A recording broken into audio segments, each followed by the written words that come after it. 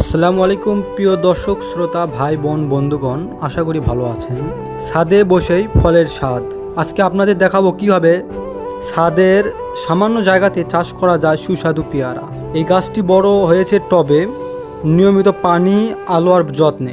রাসায়নিক সার নয়, ব্যবহার করেছি জৈব সার, যাতে ফল হয় বিষমুক্ত। একটা পেয়ারা গাছ শুধু ফলই দেয় না, ছাদটাকেও করে তোলে সবুজ সতেজ। আপনি যদি ছাদে পেয়ারা অথবা বিভিন্ন ফল গাছ লাগাতে চান, তাহলে অবশ্যই আপনাকে টবের মাটি তৈরি করে নিতে হবে।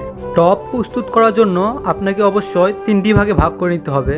তার মধ্যে এক ভাগে থাকবে জৈব সার অর্থাৎ ভার্মি কম্পোস্ট, আর বাকি 2 ভাগে থাকবে মাটি ও বালু দ্বারা মিশ্রিত। এভাবে 3টি অংশ একত্রিত করে 7 থেকে 10 দিন রেখে দিতে হবে।